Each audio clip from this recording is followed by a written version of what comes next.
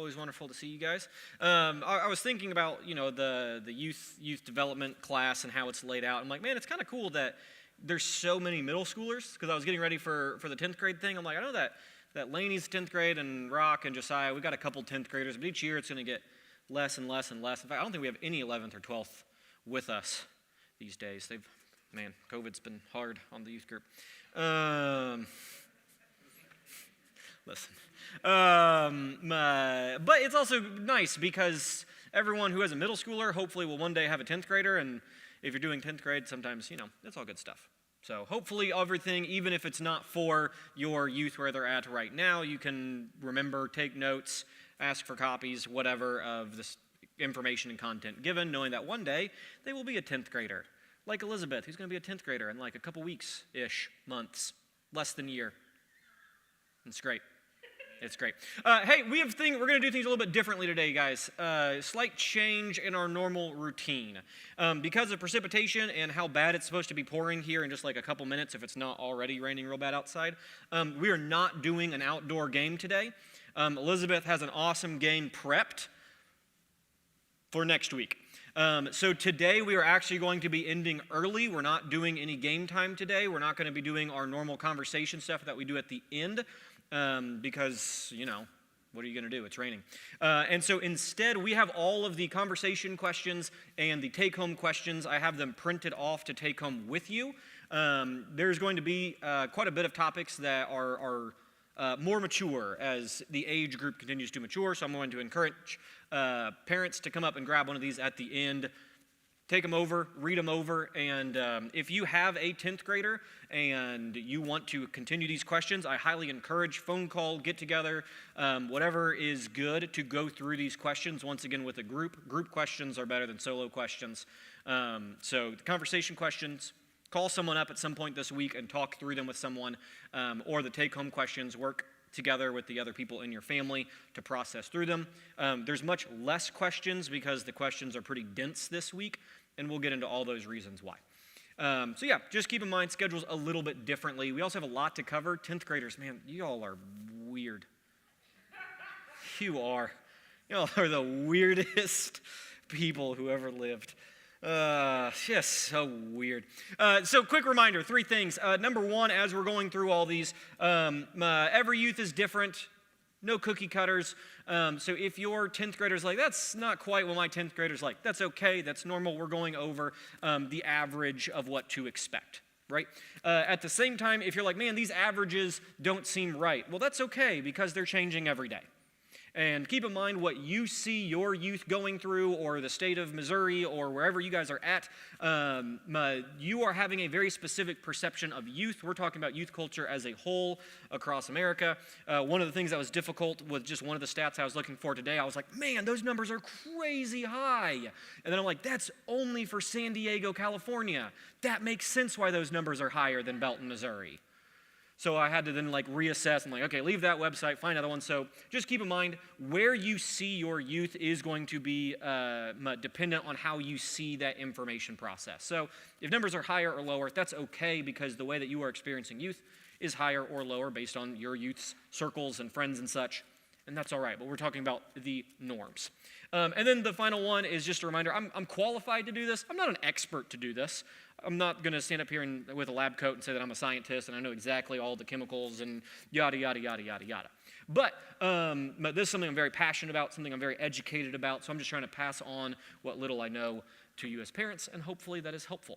So with all that in mind, let's begin by talking about some sophomores. Man, they're so weird. I know, that's going to come up a lot. They're so weird. But you also might notice that the middle school to 9th grade development talk, there was a lot of overlap. And there's going to be very little overlap with 10th to middle school. That's because there's a whole other column in the middle. There's some overlap with 9th graders, but each year it's going to be further from what they were and more of who they're going to be. And so a lot of tonight may seem or feel a little bit more heavy, might seem or feel a little bit more different, and that's okay because we are developing, we are changing. Welcome, Brooks. Come on in.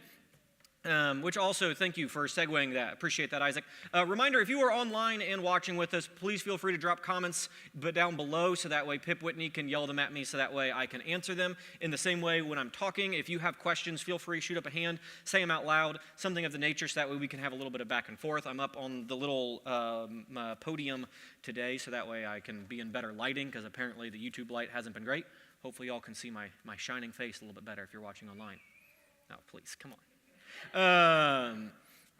But yeah, so with that in mind, here's the deal with some sophomores. Let's check this out. Just a quick reminder. You have 52 weeks with your sophomore at home and only 156 weeks till their college age. Keep that in mind, like 156 weeks at the beginning of 10th grade. If you aren't aware of college on the horizon, I promise you your 10th grader is. Like they are aware of what's coming up. A weird thing to think about, time is so wonky.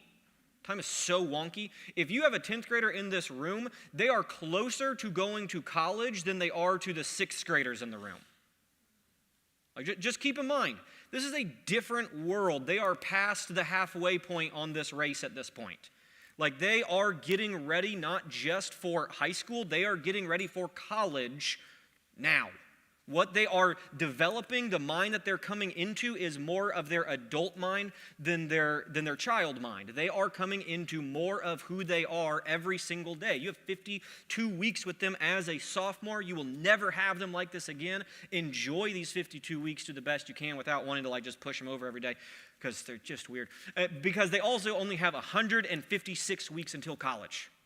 Or if not college age. So just keep that in mind. Couple little keys to be looking for. Number one, they're going to want to begin to drive themselves places and others most likely.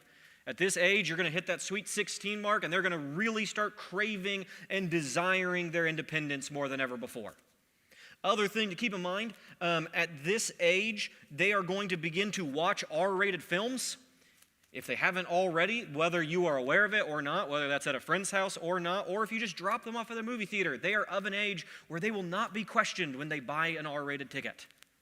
Just keep in mind, they are growing up. They are becoming adult, and the world is starting to view them as such. Other thing is that they're going to begin to apply for jobs, and they're going to actually be trying to figure out, what do I want my future to look like? Right? They are becoming more of their adult selves every day. And yet at the same time, every day, they're going to probably be asking either you out loud or themselves this question all the time. Why not? Thank you. But why not becomes kind of the name of this phase that they're in. You're probably going to hear things like, everyone else can fill in the blank. Every other 10th grader in the world has an Instagram. Why can't I? At the same time, they're going to be asking or saying to you, no one else has to fill in the blank because no other 10th grader in the entire world has to unload the dishwasher. None of them, but they have to because of your ridiculous rules. So they're in this phase of why not? Everyone else can do this. No one else has to do this. So what do? We need to stay involved. Right? That's going to be the biggest thing. There's going to be a lot of times that we're going to want to just be like, you know what, whatever, you're right, just don't do it. We need to stay involved. And a couple ways that we can do that. Number one is we need to anticipate new independence. Whether it's driving or not, whether that's sweet 16, whatever it is, they are fighting for more and more independence. When I was going through this, one child psychologist said, you will never understand the war for independence until you've had a 10th grader. Because that's basically what America fought for. They're like, it's not just taxation, it's taxation without representation. I want to be involved in every decision. Don't just tell me how it is, let me decide how it is, then I'll tell you what I want it to be. Right? So just be aware, that's the phase that 10th graders are in. And so you as parents need to be thinking that they want to be treated like adults. They are not adults yet, and so the important question that you should be thinking as they're saying why not is, how much freedom is too much? You should want your 10th grader to be wanting freedom, right? That's a good sign, right? We've all seen failure to launch. We don't want that, I hope. We want them to develop into healthy adults, but that's scary because they want the entirety of the adult world right now, and they're not ready for it. 10th graders, listen to me, eye contact. You're not ready for it yet. That's okay. You will get there, but let yourself get there. And so, how much freedom is too much is a very important question for you as parents to be thinking. You want them to have freedom. You want them to want freedom. Just be aware, how much is too much? The other thing to expect is some really fresh skepticism. It's going to be terrible. They become extremely aware of the greater world around them. Part of that is just because they can drive now. They can physically see the world around them, right? Either they can, or 10th graders typically gravitate oftentimes towards older students, and the older high schoolers already have license, so they can drive them, so them and their friends are in the car, and they are seeing the world for the first time without you interpreting it for them. So they are seeing it with fresh eyes. The only other people seeing it are people like them. And so you as parents aren't with them to help them navigate the experiences that they're seeing or feeling. So they are going to have some skepticism. That horrible thing that you told them never ever to do, good news, they may not have done it. But statistically, they are going to know someone who has done it, whether that's in person or through online. And so they're going to learn about people who did this thing that they thought they were never supposed to do because it would shatter their whole world. And this person's world isn't shattered through doing these things, so why can't they do those things? Right? Be aware, fresh skepticism. The other very frustrating, but good frustrating, but like you kind of want to kill them a little bit, frustrating, is those standards that you have for like your home life that you want them to live up to. For the first time, 10th graders are going to be able to see through the rules and look at the people making them and realizing the people telling them never to lie. And all the people that are trying to teach them good morals for the first time, they're like, you told me not to lie, but yesterday you told me to tell the person at the restaurant I was 12 to order off the kids menu to save $3.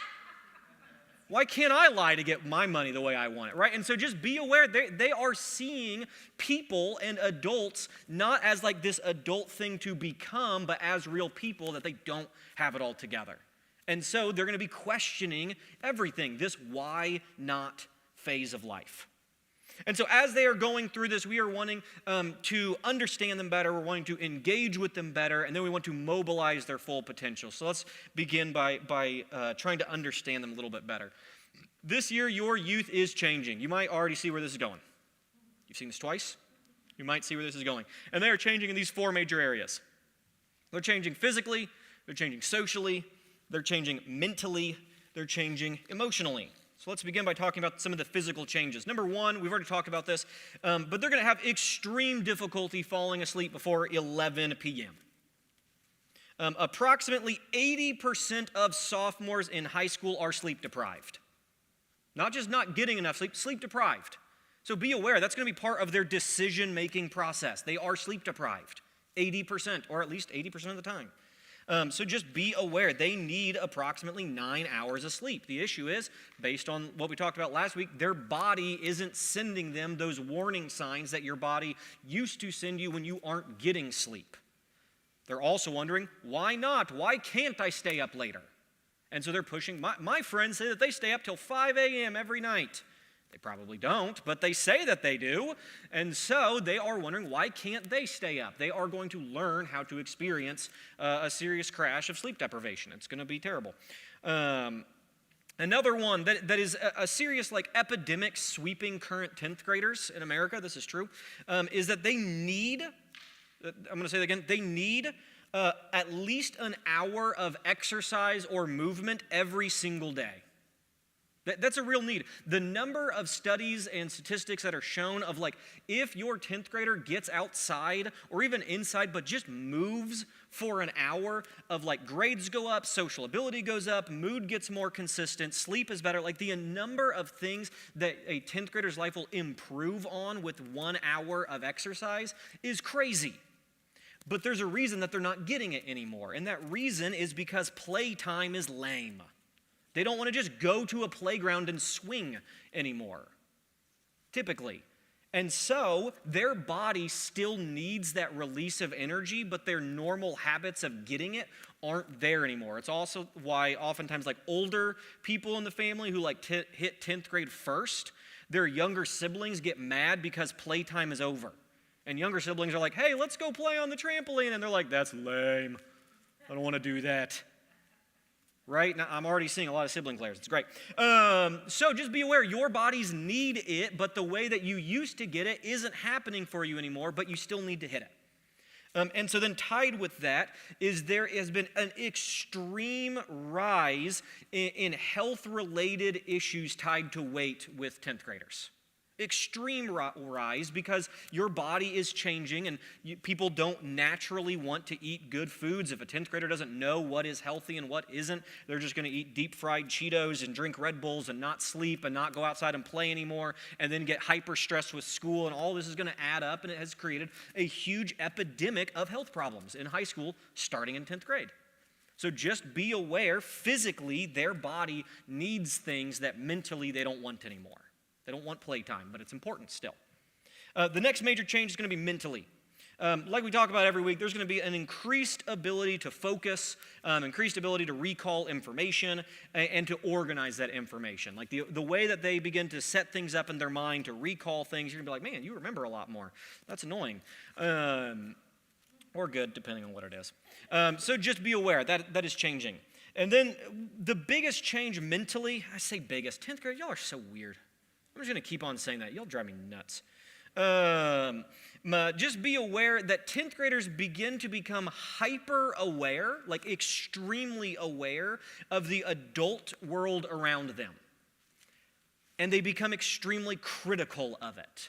They can understand that how the world works isn't ideal, right? They understand. They're like, man, this is not a good thing. And so they'll see something in the news and say, why did this have to happen this way? Adults are dumb. If we were just in charge, it would be fine. Which we laugh about. But like I remember thinking that like when I was in 10th grade. Like we have this idealistic way of like, man, I have it all figured out, and if people just listen to my ideas, like all this war stuff, thing of the past. Let 10th graders be in charge of nuke codes. Everything would be at peace. Which the issue is they don't understand the nuance, the systems, the things that they're really thinking about, but they have very passionate opinions about the results. They become very critical of both the adult world around them and the adults in their lives, right? They become very critical of them. Also, this is weird, but I found this while studying. Y'all 10th graders, y'all weird. 10th grade is the most likely in America to believe in the supernatural, like Bigfoot, like aliens, demons, angels, all this. 10th graders, like for some reason, are super aware of it. They're like, it's all connected, man. Constellations, star signs. It predicts and controls. I remember, true story, being on a youth trip, different youth group. Not to worry, parents. But like we were out one night, and all these 10th graders were convinced. Only the 10th graders were convinced that, like, based on how the stars were, that like this is how things were going to happen. And then all the older kids were like making fun of them for thinking that. And then all the 10th graders were making fun of the 9th graders for not believing that. But like something about 10th grade, they're like, it's all connected through the aliens.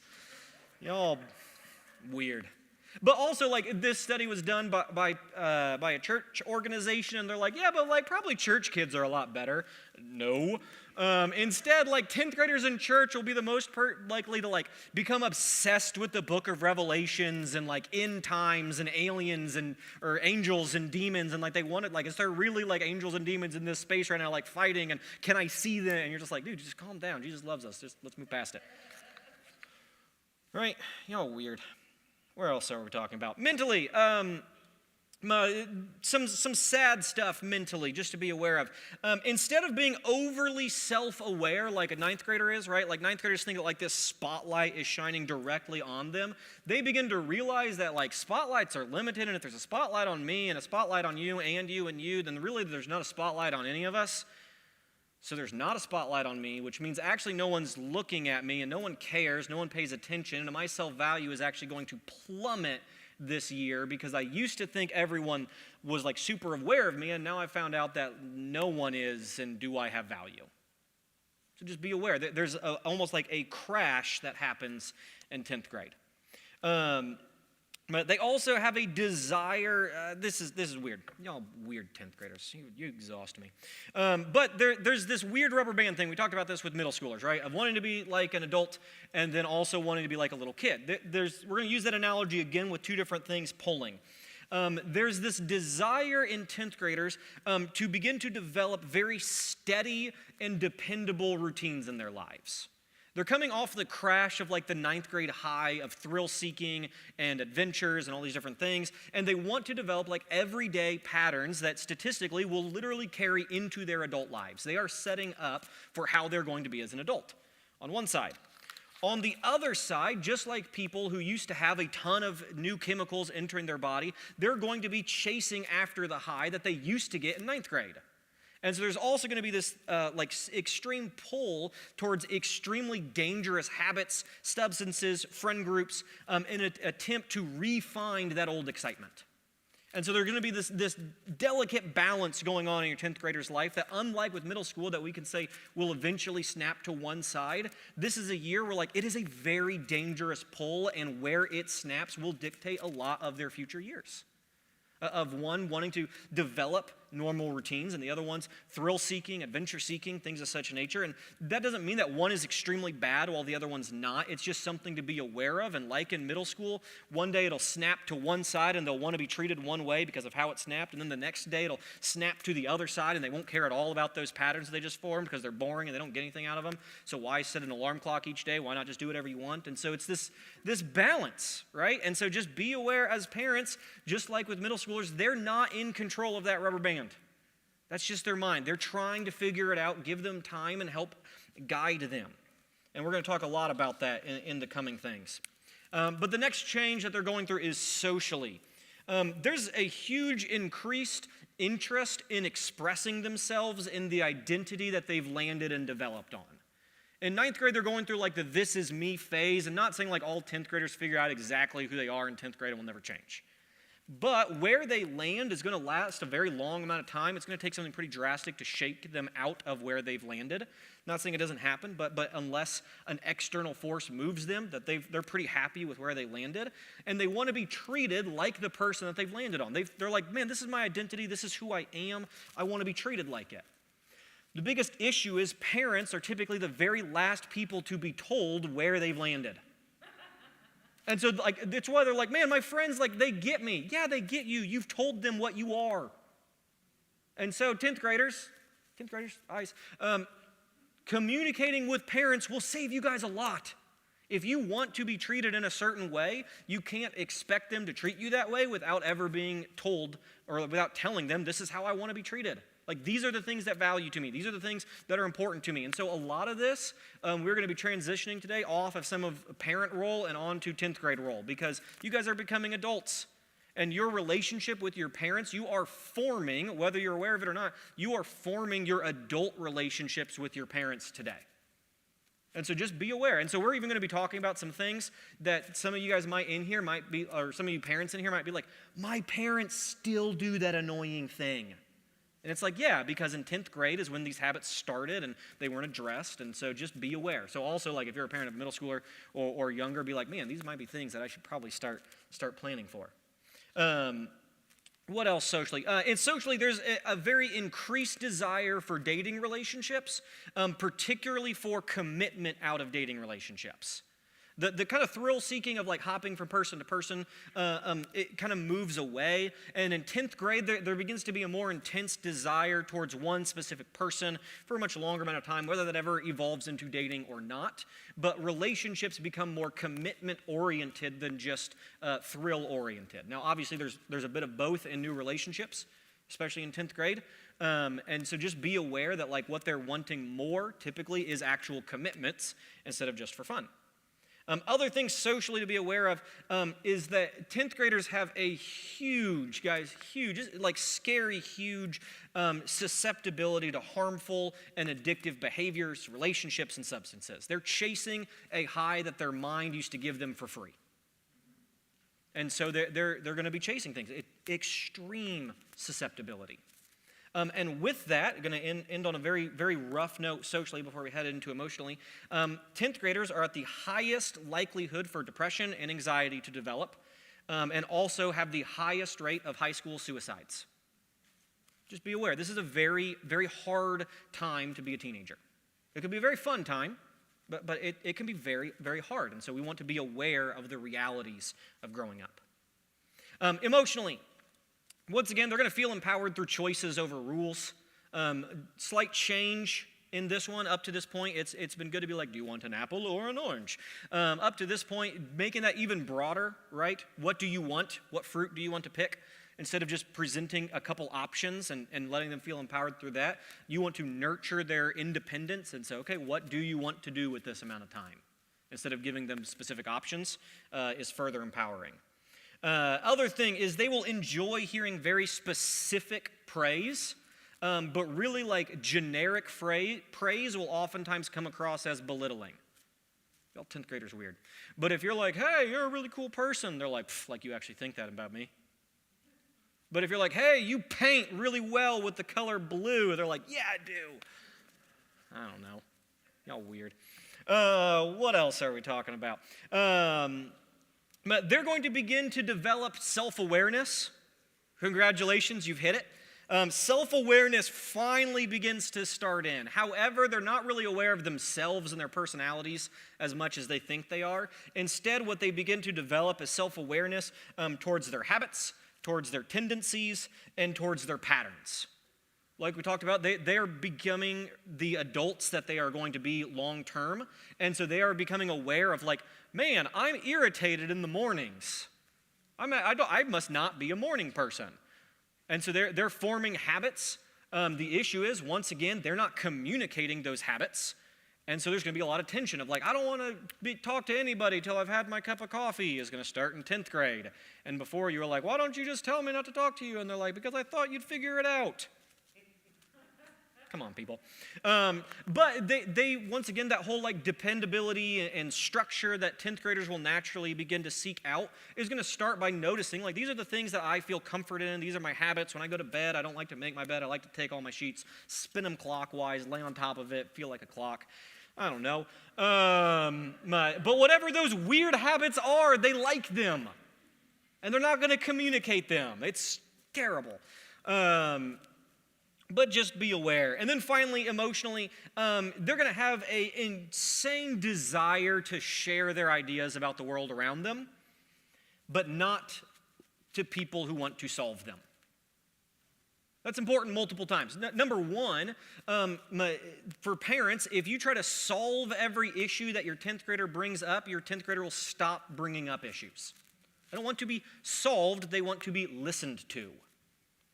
Also, that becomes a double-edged sword. 10th graders, that first one was for parents, this one's for you. If you bring up problems with actual solvable solutions, you should probably listen to those things, right? Like it's easy to say, like, man, these are things that annoy me so much. And then someone's like, well, have you tried sleeping more? And you're like, why don't you shut up, man? Like, y'all are so weird. That's going to keep on coming up. It's great. Yeah, enjoy. I'm talking about your sister, though, not you. For now. Give it time. You'll grow into it. So just be aware. Guys, this is a crazy time. They're becoming the adults that they're going to be forever. So we want to engage with them in healthy ways. And so how do we do that? We want to be aware that there are going to be 6 things that your sophomore is going to need. 6 things. These might sound familiar, but we're going to put a lot more emphasis on certain areas than what we have before. The first one is this. They're going to need love to give them a sense of worth. Your sophomore is asking a very powerful question at almost every moment of every day. And the question is this: why should I believe? Now it's easy to say, like, oh, they must be talking about church because we're in church and there's a cross behind him and we had to go past the cross. And yes, they are. Why should I believe in this Jesus thing? Why should I believe in church? But also they are asking, why should I believe you? Like what? Yeah, you're my parent, but why should I believe you? They're also asking, why should I believe in myself? I know me. I'm becoming more and more self-aware of me. Like, I'm not a good person. Why should I believe that I can do these things? Why should I believe my friends? Why should I believe is a very powerful question.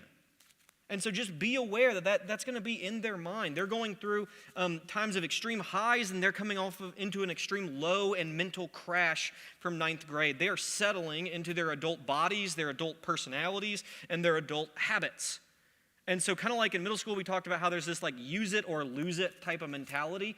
10th graders are going through a similar thing of do I believe it or not believe it? What's going to stay involved with me? I'm becoming an adult. What's going to continue with me as I continue to grow up? And the things that I'm going to take with me are the things that I believe and the things I believe in. And those are going to be relationships. Those are going to be ideas. Those are going to be faith, all these things. This is a very important year for your youth as they are developing. And so how do we respond? Well, the first week with middle schoolers, we talked about the importance of affirming their journey. We talked about the importance of affirming. The next year, we talked about the importance of mobilizing. But this year, they no longer need the mobilization. They have friends who can drive, or they are learning how to drive. And so we respond. This is going to be the key for the entirety of the rest of this talk. This is the most important piece. We respond by communicating to their personal journey. If you want a good relationship with your 10th grader this year and in years to come, clear communication is the most important thing to develop. And that is going to work with both ways. 10th graders, if you are in this room, clear communication is the way that you will have healthy relationships with parents. The communication you want from them, you need to give to parents as well. Clear, healthy communication.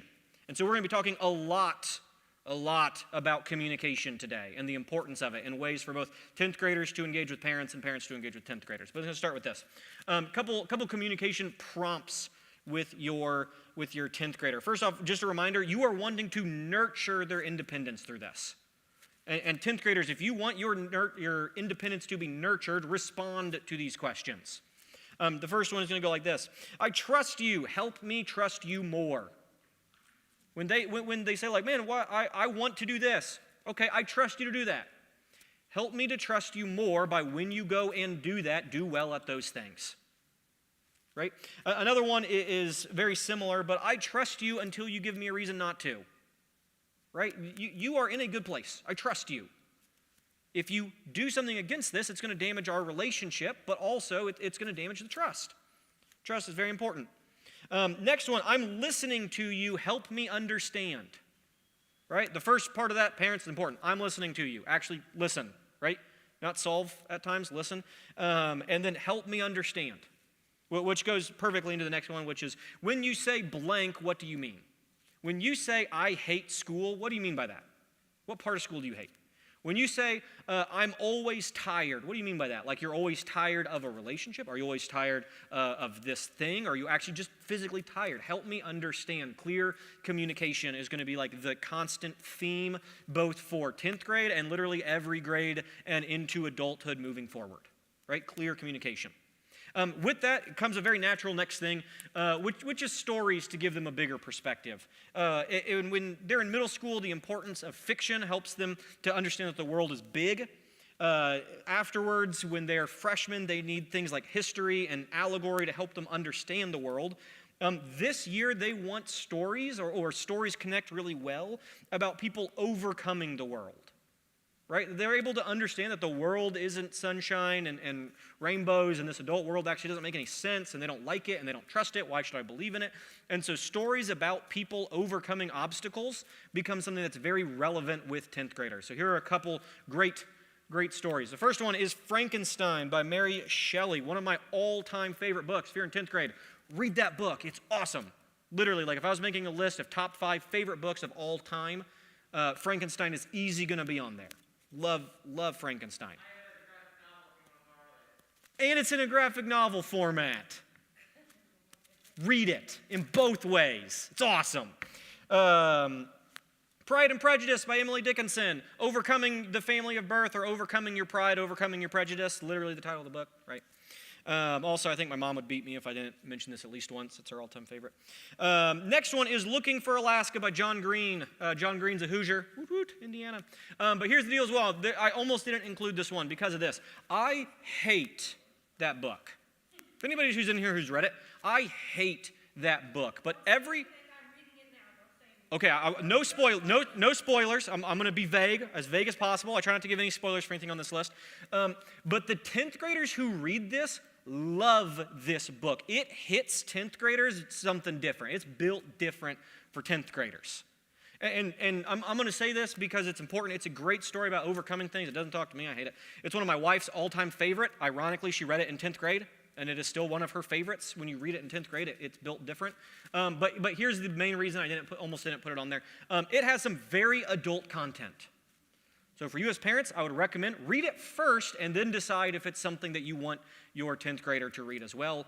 Some very adult content for modern day teens, the street youths. Next one, Hard Times by Charles Dickinson.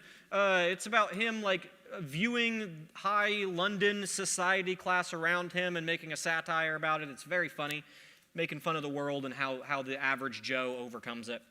Next one, Unbroken. Guys, if you haven't read this, another one of my top 5 all-time favorite books. Unbroken is the true story about how a man was told that he wouldn't ever amount to anything, and so he trains as hard as possible to join the Olympics, which is cool. But then World War II starts. So then he leaves the Olympics and joins the military and learns how to fly fighter planes and gets decorated for it. And they're like, man, this guy's awesome. It's because he has this crazy mindset of refusing to be broken. And you're like, man, what a good book. And then it keeps going because his fighter plane gets shot down into the ocean and he has the world record for the longest amount of time surviving on a raft floating in the ocean because he refused because of his mentality to be broken. It's awesome. And then he gets rescued, but it turns out it was the Japanese, and they recognize him as the guy who beat the Japanese in the Olympics, and so they try to turn him into a propaganda piece during World War II, and it's all a true story, and it's crazy, and it could be like a whole series of books. It's wild. He beats a shark with his fist for food. It's awesome. Yeah, lots of book in that book. Here's the thing. What's cool about this as well is there's 2 versions of the book that is out there. If you're in here being like, I want to read that book, that sounds awesome. Great news, there is Unbroken. There's also Unbroken for teens that leaves out some of the Japanese concentration camp stuff that he goes through and doesn't give as graphic of details. It makes it more accessible for pretty much all ages because it's an awesome story about a man's faith journey through all this. Highly recommend it. What else is on there? Quick run through. Up from Slavery by Booker T. Washington. True story about overcoming odds. You love to see it. 1984 by George Orwell, a classic of overcoming the world around you, right? And then some personal ideas of graphic novels, if you are a graphic novel fan, even if you don't have Frankenstein's graphic novel like Pip does. V for Vendetta, it's written by Alan Moore, considered one of the greatest comic book writers of all time. And it's like a post-apocalyptic society, and this guy named V decides to show that he can overcome a society on his own. It's fascinating. The Dark Phoenix Saga by X-Men. There's a reason there's a bazillion bad movies about it because it's a great comic book that doesn't translate well to film, about overcoming your own personal darkness inside you. It's great. And then finally, Batman Court of Owls, published by DC, written by Scott Snyder. Great Batman story, realizing that Gotham is against him. If you're a comic book fan, check any of those out. Good stuff. Moving on, however, the next one is work to give them significance. Right, they're in 10th grade. They are wanting to be treated more like an adult. The work that they are now capable of doing with the mind that they are now capable of organizing, yada, yada, yada, is very important. And so their work, it will be a natural way to see their development. So here's a couple great ways for specific work in this age to give them significance. Number 1, begin applying for quote-unquote a real job, right, because flipping burgers at Wendy's is a real job or something. Or be consistent with the side hustle. We talked about the importance of developing the side hustle last year. Not saying you should quit that side hustle, but developing a consistency and a work ethic towards that is something good. For example, if your youth is into babysitting, and they're waiting for calls to babysit, encouraging them to spend time each day, calling people and setting up time, treat your side hustle like a real job. Don't wait for people to call and ask you for it. Instead, be proactive in searching it out. Either way, huge proponent, side hustle or quote-unquote real job. Next one, manage a personal calendar. We're going to talk a lot about timekeeping, time blocking, time management that your 10th grader is going to naturally want. Part of getting independence is learning how to schedule your independence. It's like an oxymoron, but it's true. If you can keep a personal calendar, you will be more free. And so training, starting at this age of like, we talked about last week, having like a family calendar, transitioning that off the wall and into a cell phone or calendar in their own room, something that they're like, this is my personal calendar. This is how I keep up to date with my day-to-day things. Very important. Next one, learn basic quote-unquote car care. That's both learning how to drive, right? Learning how to drive is important, but also like how to fill up a car. Don't think that people just know how to do that, but also like these are what these different options actually are. Don't just click the cheapest and stick it in and hope it's right. But like this is what gas is, training them to be like this is how you look up where should you go get gas. This is also like how to like check air pressure, check oil, things of such, set up a car maintenance check, things of such nature, car care, very important. Next one, sorry, 10th graders. Help to pay a personal bill like a phone bill. Last time we talked about how like money becomes a real resource to 9th graders. 10th graders, it's time to learn that also that money isn't just for fun things. There are real things out there. One of the best, worst things that I ever heard of that a parent did on like teaching them to pay a bill is they had 5 girls and 3 of them were like triplets. And so they were constantly in the shower. Like there was always hot water running 24/7 at their house. And they're like, moving forward, the 5 of you are splitting the entirety of the water bill. So figure out how long you want the shower to be. And their dad was like, all of a sudden, there are no showers going on. Like they learned, like this is cause and effect of bills. So not saying throw them to the wolves, make them pay for something entirely, but help like learn how to pay for that. Whether it's we're going to split this 50-50, we're going to do fill in the blank. This is a great time to start doing that. And then finally, filling out a W-4 and learning about taxes, super fun stuff. You just love it. Whether they have a real job or not, sitting down the next time that you're filling out a tax document, they're going to hate it. Sorry, 10th graders, I hate it to this day, but it's okay. Your parents are equally miserable doing it. But walking through, like when they say this is what this means. You are what we call a dependent. You are not an independent later. And like walking them through that. They will be grateful for it, so that way they actually know how to do it with their own lives. The next thing is fun, to give them connection. All right, we're going to spend some time talking about this one because we're going to go back to communication. This is where it becomes very important because fun for communication or fun for connection becomes very difficult by 10th grade typically. And the reason for that is that up to this point, spontaneous fun is fun. If you go into a room of 4th graders and you're like, let's go get ice cream, they're all like, yes, best day ever. If you go into a room of 10th graders and you're like, let's go get ice cream, they're like, we're hanging out. U-turn. Okay. Or they're like, oh, I'm busy. They're like, but it's ice cream and I'll pay for it. And they're like, I'm busy.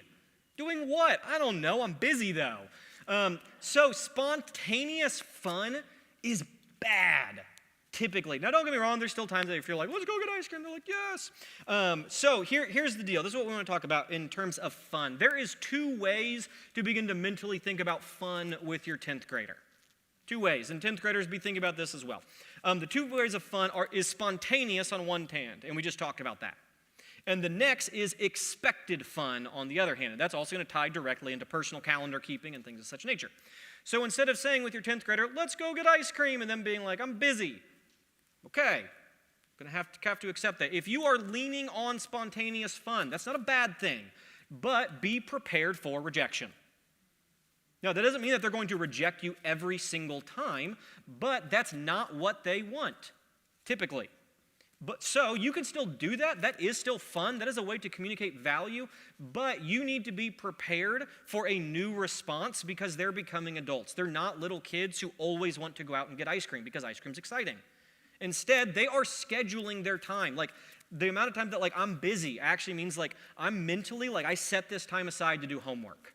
Or like I set this time aside to play video games, or I set this time aside to like clean my, whatever it is, like they're developing this mental calendar, they're trying to organize ideas, and you coming in with spontaneous fun can either be a relaxing break that they're excited for, or it can be an annoying thing that is in the way of what they're trying to accomplish. So that's okay, just when you give spontaneous fun, be prepared that they may not be excited for it, and they may not want to do it. And so on the other hand, we have expected fun. And typically, your 10th grader will lean much more in this direction. Instead of saying, let's go get ice cream, You can sit down and be like, hey, let's get ice cream sometime this week. When would work for you? And let them schedule that on their personal calendar. Let them look forward to that, and then go out and fulfill that thing. And now I'm gonna give parents, this is a huge tip, and you're welcome, 10th graders. The expected fun, that's it. Let it be expected fun. If you say, let's go get ice cream in a week, when would work for you? And they're like, Monday at noon. And you're like, you're in school at that time. Let's not do that. And they're like, okay, fine, Saturday. And you go on Saturday and you go get ice cream. If you want to kill that moment, add a spontaneous fun moment to that as well. Be like, surprise, we're also going to stop at Walmart for groceries. And they're like, that's not my plan. I've written out what I want to do today. So if you are doing expected fun, an expected fun connection activity, let that be the activity. Don't turn it into something else. Don't assume they want to do something else. Now you can try some spontaneous things. Like if you're like, let's go out and see a movie in the theaters. And they're like, yeah, let's do that. This works well for me. And you go out to the movie theaters and you watch that. And then you leave. You can be like, hey, let's go grab a bite to eat. And they might be like, that sounds awesome. But you are adding a spontaneous moment onto an expected moment, and be prepared for that not to land well. So keep those two ideas separate, spontaneous fun and expected fun. Very important for connection. 10th graders, if you have agreed to expected fun, have fun, right? You've agreed to saying, yes, I will go get ice cream at noon on Saturday with you. When noon on Saturday comes, don't say, but I told my friend I'd hang out with them. No, you have given your parents a calendar time. This is where it's important for you to begin to manage your calendars. Don't be in two places at once, because you can't be in two places at once. And so your commitments with your parents are commitments. You are developing the adult relationships you're going to have with them the rest of your lives. Don't be flaky. Commit to your commitments. That's for you guys. Next thing that they're going to need is tribes to give them belonging. So here's the deal, guys. 10th graders are really weird. Exceptionally so. I'm going to get a drink of water. I'm just going to let them think about that for a while.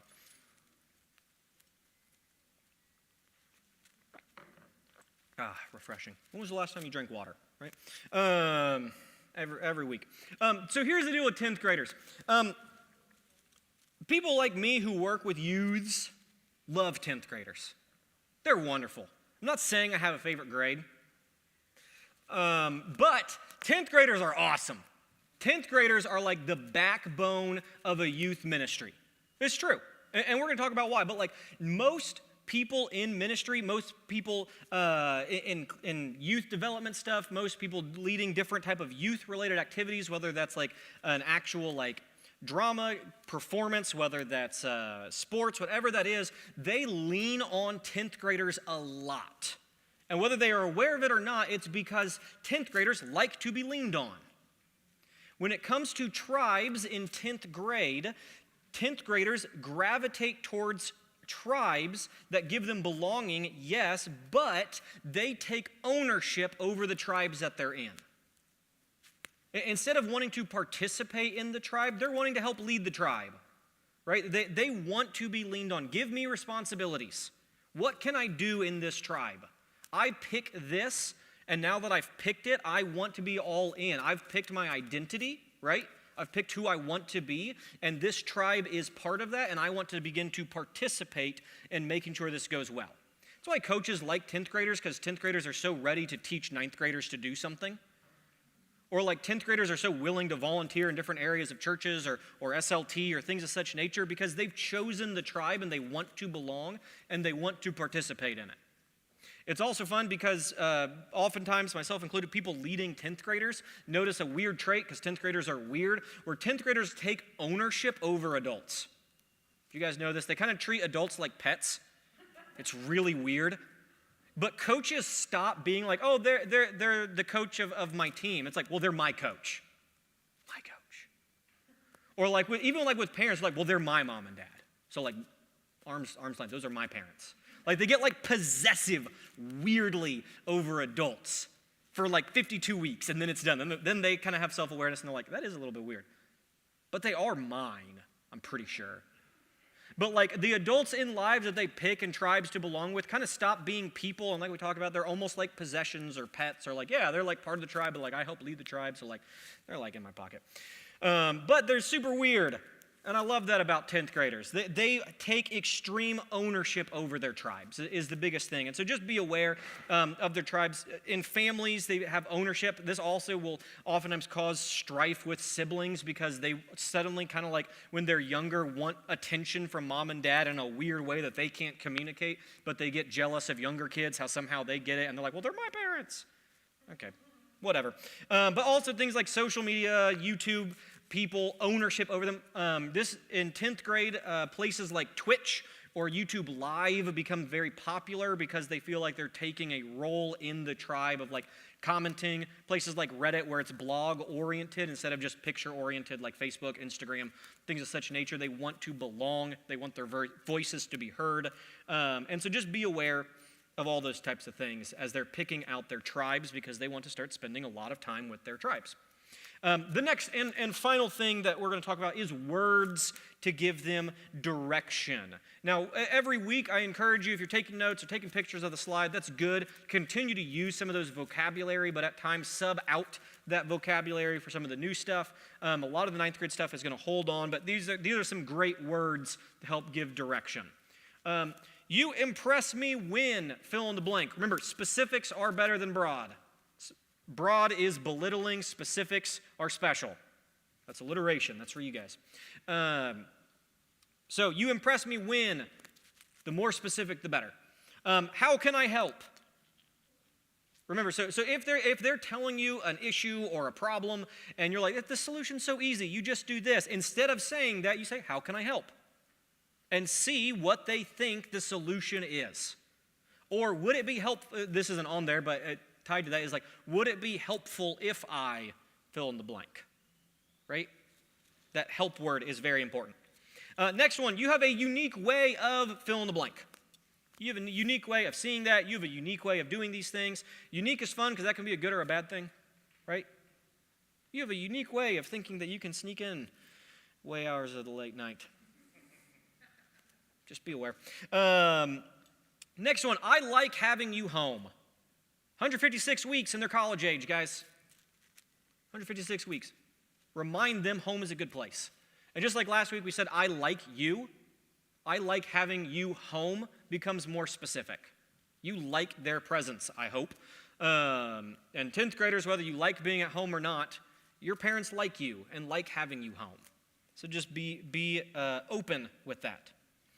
Next one, tell me more. That's recycled from middle school. Remember that whole identity thing? They're landing on it. They've taken ownership of tribes, all these things. Just like in middle school, you might have already started getting used to the like, tell me more about that. Tell me more about that. That sounds so interesting. It's not, but I really want to know you better. So tell me more. 10th graders, tell them more, right? Don't just say, yeah, that's how it is. Okay, they're saying tell me more because they want more information. Be prepared, tell them more. Here's a great activity, 10th graders. Anytime you go and do something, hanging out with a friend, going on a youth trip, going on sports things, whatever it is, on your way home, before you are picked up by your parent, begin thinking, what am I going to tell mom and dad? They're going to ask me, I was hanging out with your friend's house. And if I just say, good, you're giving them nothing to work with. So start training yourself. Your parents are going to ask. Be prepared to tell them, give specifics. Just like y'all like specifics, so do parents. Next thing is, I'm sorry that I blank, right? They're going to begin to see you for you. They're going to see you as an adult, not just as a parent. And so being able to express that you have disappointed them in some way or that you didn't live up to a moral that you want them to live up to as well, being able to be specific with that, I'm sorry that I fill in the blank. Extremely vulnerable, extremely important to demonstrate that vulnerability. Next one, this is a delicate one, so use it sparingly. That frustrates me as well, right? They are learning about the adult world around them, and they might say, like, it frustrates me that these people in D.C. don't do fill in the blank. And you go, yeah, believe it or not, me too. Now calm down. Don't make this about your worldview and trying to download it onto them. But just be aware that they are frustrated with the adult world, and as adults, we are also frustrated with the adult world. We don't like that there are certain things in the world. They are learning about those things, and by default, they think that adults are okay with them because those things still exist. So saying, man, that frustrates me too. I hate that that's still a thing. Why do you hate about that? Tell me more. Tell me your perspective of those things. Careful not to make it about you. And then finally, the last two that we're going to talk about each time. Thank you for spending time with me/us. Don't take for granted that you are their parent. And then finally, I love you. Should be said every day in every household all the time.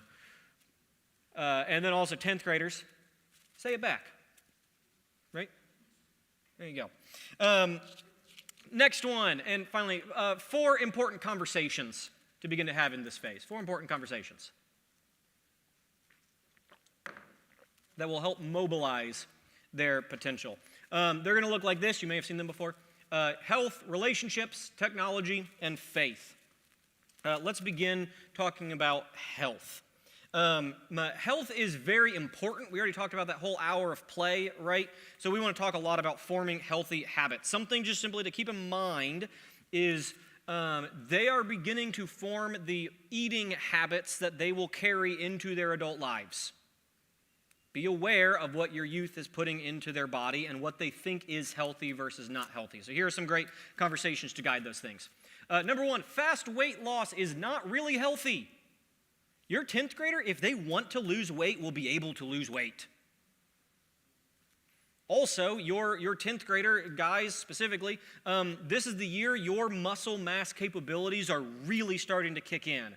And if you know anything about fitness, results can become addictive, right? You can become addicted to losing weight. You can become addicted to different types of things to the point where health is not really healthy. And so just be aware that if they say things like, I'm going to lose 50 pounds, it's like, ooh, let's slow down. You're 120. That may not be good for you. So fast weight loss is not really healthy. Just because they can lose the weight quickly, just because they can succeed on a crash diet for 4 weeks, does not mean that they should. Next one is you should take a rest/personal day. That's both for mental health and physical health. If they're like really setting like, I want to lose this much weight, I want to gain this much muscle, yada, yada, yada. They're doing that whole that calendar thing, personal calendar. Have them set a personal day on the calendar. And parents, you can engage with them in this way. Like, what would be a good personal day? Do you want me to just let you be in your room for the next 24 hours? Just hang out, veg out, take a personal day, get back into a good mental health, right? Mental health and physical health. The next one, you don't seem to be eating what you used to. That's important. That works multiple ways. Number 1, you might say, like, you are just not eating anymore. What's going on, pal? Other than, like, maybe you're not eating desserts. You used to like desserts. Now all of a sudden you're, like, throwing away cookies. What's going on? Be aware of the food that they are or are not putting into their bodies, right? Next one, this one is one of my favorites. Have you ever tried fill in the blank? That's great for 2 things. Number 1, have you ever tried Greek food? Like that's once again, that connection to fun. Have you ever tried this style have you ever tried this type of salad? Have you ever tried these healthy eating habits? The next way that you can use this, have you ever tried tennis? Probably not. And so helping them find healthy activities to engage in that isn't just outdoor playtime is very good. And so encouraging that by reminding them that there are still experiences that they have not done, right? Have you ever tried fill in the blank? Next one, we talked about this last week. It was in bold. It's still bolded. Would you be interested in seeing a counselor to talk about that?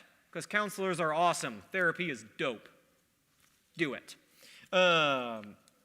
Next one is another great question, 10th graders. Where did you learn that from? Because the answer is likely friends or Google. Just being honest.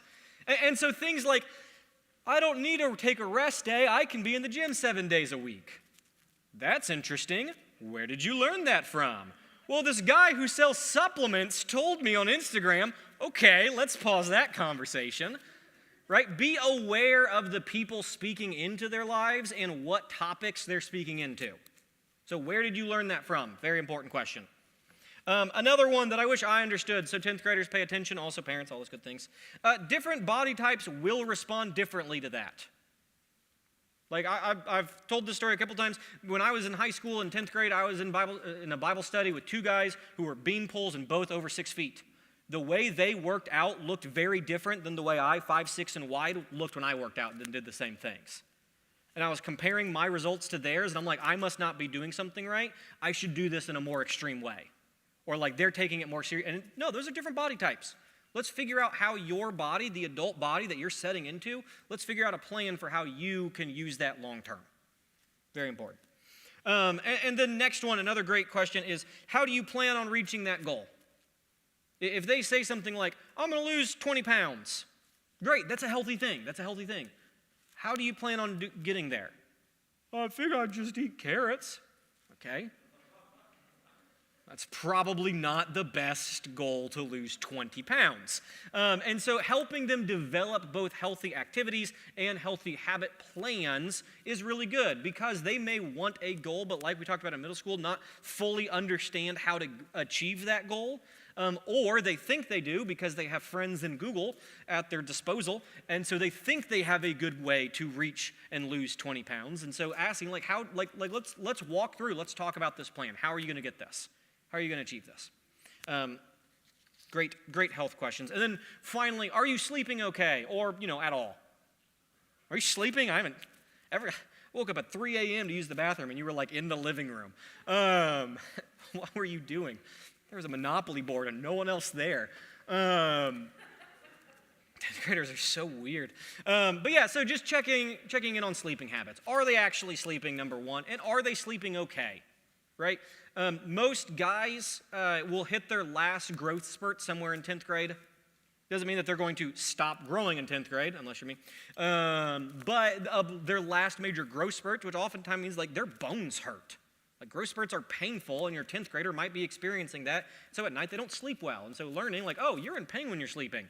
Let's figure out like some ibuprofen, or let's figure out a plan. That way you can sleep better. Right? Very important. Health. Next one is on relationship. A couple quick stats before we dive into those questions. Like we talked about before, less high schoolers are having intimate relationships than ever before because of information that's accessible and trustworthy out there. And so when we have conversations about this, instead of stats, we have two major goals that all your conversations about relationships should have moving forward. Two major goals. Number one is setting their personal boundaries. What are their personal boundaries about all kinds of relationships, both with you as their parent, also with dating relationships, with friends? What are the boundaries in life? Guardrails are really helpful and important. The next one is mutual respect, both for themselves and the person that they're setting the boundaries with. Does the other person know the boundary that they have set for their relationships and for themselves? So mutual respect and personal boundaries become extremely important to talk about at this age. Here are a couple great guides to those conversations. Number one, I'm so glad you asked me. Normalize the conversation. Don't make them feel weird for bringing something up. Glad you asked me that. Next one, what do you think about that? If you started the conversation, you might give like your thoughts, your opinions, your feelings, but don't treat just your thoughts, opinions, and feelings like gospel truth. How do you think about that? That mutual respect. Teach them that they are allowed to share their opinions, that independence thing. Next one is, how do they make you feel about yourself? Right? How do your friends make you feel? Do you feel good around them? This person that you're interested in, that you're seeing more and more, how do they make you feel about themselves? What attracts you to those type of people or that person? Another one, how far is too far? It's a great question. That's going to be very different depending on who it is. How far is too far? Like what are the boundaries for you? Like what are your personal boundaries? What do you like doing together? I can tell you what most 10th graders like doing together. But other than those things, what do they like doing together? Right? Especially like in a dating relationship. Like when the two of you are together, what are you guys doing? Playing Scrabble? Like, what's going on with you guys? Next one, and kind of final one as well, is thank you for talking about this with me, / can we talk about this again? This is another great one because now they have a personal calendar. Literally, watch them set it up. Like, let's talk about this again. Let's talk about dating again. Let's talk about these friends again. Let's talk about you and I's relationship again. When would you like to do that? Let's go out to Starbucks. Let's talk about such things, right? Set it up. Encourage that personal calendar, timekeeping, time blocking, all those things. Very helpful. Next one is technology. A couple quick stats about technology. Number one, we're going to run through all these stats from last week just as a quick refresh. 77% say parents are on phone too much. 78% say that their parents use phones at inappropriate times. 84% of all high schoolers, these are all high school stats because it's difficult to break them down. 84% have smartphones. 75% have social media. 62% have a secret social media, either because parents haven't asked or they intentionally haven't told. And then finally, this is the last time you're going to hear this statistic. Maybe hooray. Youth are 400% more likely to use social media graphically and inappropriately or be scammed through it if they have not developed healthy social media habits by the end of 10th grade. Congratulations. Next week we won't hear that stat. It's going to be great. So just be aware that's going on. Here are a couple quick conversations to have about technology with your 10th grader. Number one, I love that blank you shared.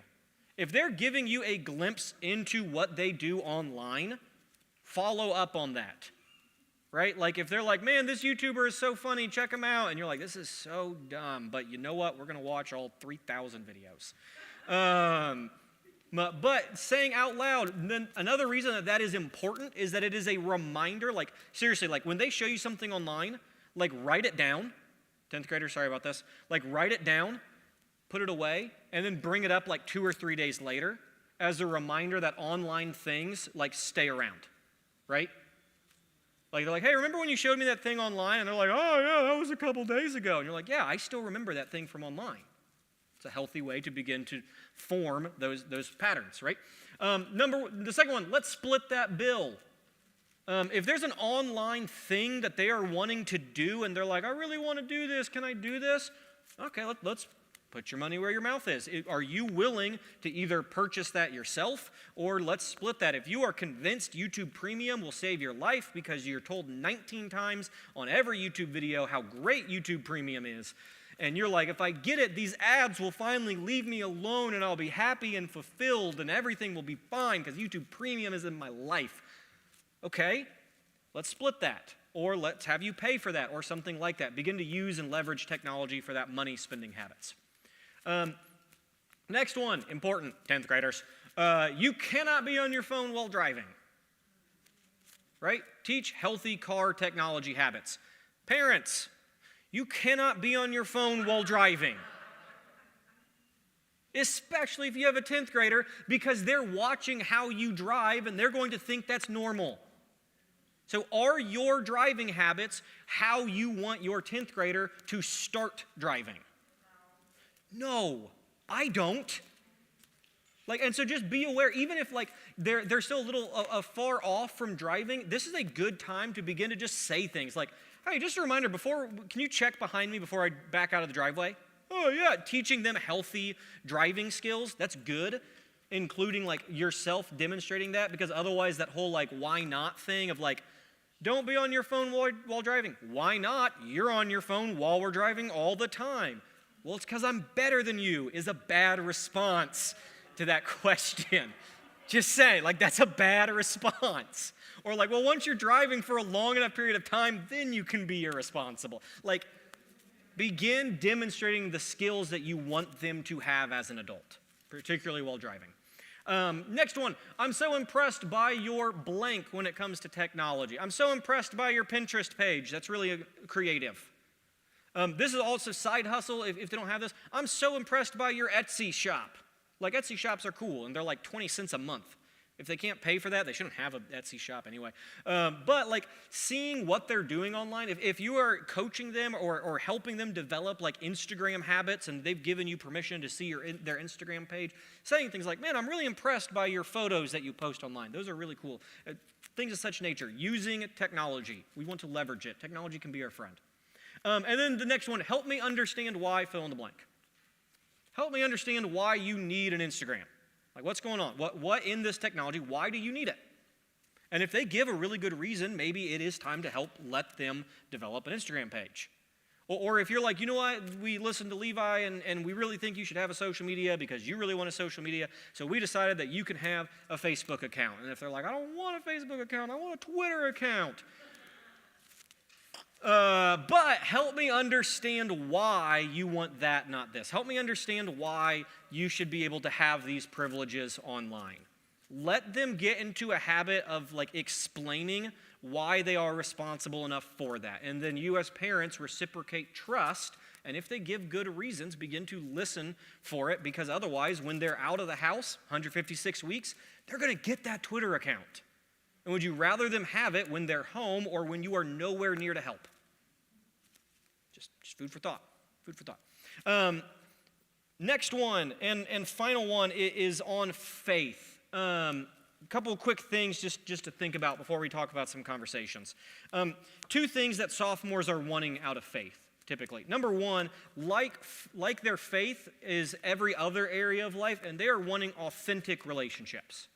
If faith doesn't feel like an authentic relationship, it's not authentic. Why should I believe this if it's not real? If I don't feel it, if there's no evidence for it, why should I keep it? So they are wanting an authentic faith. Second thing is sophomores, more than ever before, want to experience some form of personal mission through their faith. There's a reason that according to like church surveys and stuff, the number one time people feel like a calling to ministry is when they're in 10th grade. They're like, man, I've been part of this faith thing long enough, and now I feel like I'm supposed to do this specific personal mission through faith. Sometimes that's like supporting a kid, an actual call to ministry, volunteering in a new way at church. They want a personal experience out of their faith. That whole pray, read your Bible, go to church, that may not be it anymore. But if we can give them authentic faith, if we can give them a personal reason to be attached and believe in their faith, that's what's going to help them carry that into their adult lives and habits and personality, right? So here are a couple ways to try to keep an authentic faith with them or develop that, and also an experience personal mission. Number one, are there ways you want to serve at church? If your kid is so tired of the nursery that they don't want to do it anymore, that's okay. But are there ways that they want to serve at church? Right? Number two, that is a great question. I'm not sure we will ever know, but I do believe that fill in the blank. Right? That's a great way to respin it into something authentic. Freshmen, we talked about the importance of just being able to say, like, man, I don't know. I'm with you in that boat. There are things about God I don't understand, and that's okay. Okay, that's not super authentic. It's true, but it doesn't feel authentic. And so a way that we can spin it back into an authentic faith is, how come God doesn't just talk to us from the clouds every morning? I don't know. I wish he did. I may never know why he doesn't. But what I do know is that God still does speak to us, and it's through Scripture, and this is how I feel. Right? We bring it back in from the unknown to the authentic. Right? We don't deny the unknown. We don't make them feel weird for doubts, because doubts and things are good. They're healthy. Unexpressed doubts become dangerous. Next one is this. What do you think God is trying to say to you? Now there's a removal. That's authentic, right? That question is, God is speaking to you. What's he saying? If God is active in your life, what is he saying in this moment? What do you think God is trying to tell you? Next one is, what do you think God is teaching you? Guys, I will never forget. I was in 10th grade, and I was having like one horrible moment after another. Like in all my relationships, all these different things were going on. Like I just felt terrible. I remember being on my bike, and I biked over to a playground, and I was walking around on the playground trying to figure out, and I randomly got a call from one of the people in my youth ministry that worked there, an adult leader that I really, really respected. And I answered, and we were talking on the phone, and I was telling him about all these bad things, and real quietly he just said, man, I wonder what God is trying to tell you right now. And it completely redefined it. And it became a huge moment in my faith that I look back to. I'm like, that moment taught me, these bad things are going on. What's God trying to teach me? And I began to notice, I'm like, man, all these things that I'm upset about are all physical possessions. Maybe I'm putting too much stock in those. And in 10th grade, I began to think about that and develop that, knowing that God is involved in your 10th grader's life, and helping them see that will help cultivate authentic faith. Right? Because God's at work. He is talking with your youth. Help them listen to his voice.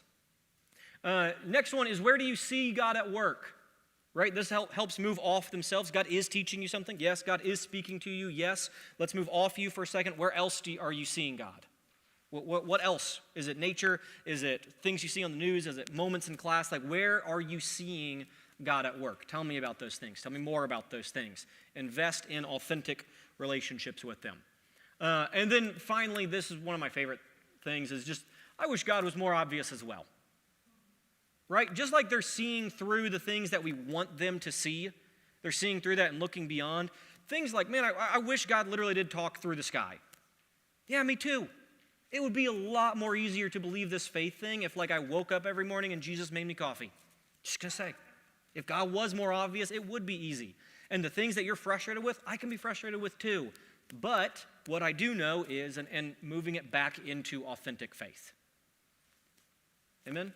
Good stuff. All right, so we're going to end today with our three very important questions. Three very important questions. Answer to all three of them is yes. So we're going to pray, have our three very important questions, and then we're going to dismiss. I'm just now hearing the rain. I'm going to encourage you. I have the take-home conversation guides up front. Parents, come up and grab one of those to continue these conversations at home. So let's go to Lord in prayer. Heavenly Father, thanks for this time that we can be together, God. God, thanks for each one of these youths in this room. Thank you for making them special and unique just the way they are. Thanks for who we are when we come together as a group and we get to be with one another, God. God, thank you for them. Thank you for all the 10th graders specifically. God, I pray that you are with them as they are questioning this whole why not and why should I believe, God. Please be with them and help them realize that they should believe in you because you are there for them. You are active in their lives. You are speaking to them. You are teaching them even right now, God. Thank you for being with all of them in this room, God. For all the siblings of 10th graders, prayers and blessings because they're so weird. And for all the parents, God, just be with them. Help them parent in a way that reflects who you are as our holy Father, as our holy parent, God. Help just be with them and guide this next generation of the church, next generation of America, next generation of the world in your ways, God. Thank you for being with us now and forever. Amen. Amen. All right, three very important questions. The answer to all three of them is yes. Question number one is, do youth matter to God? Yes, absolutely. Question two is, do youth matter here at Vox? Yes, absolutely. And then finally is, do youth matter to one another? Yes, yes, yes. Amen and amen. If you are online, thank you for joining us. And we are wrapping up here. Guys, thanks for being with us.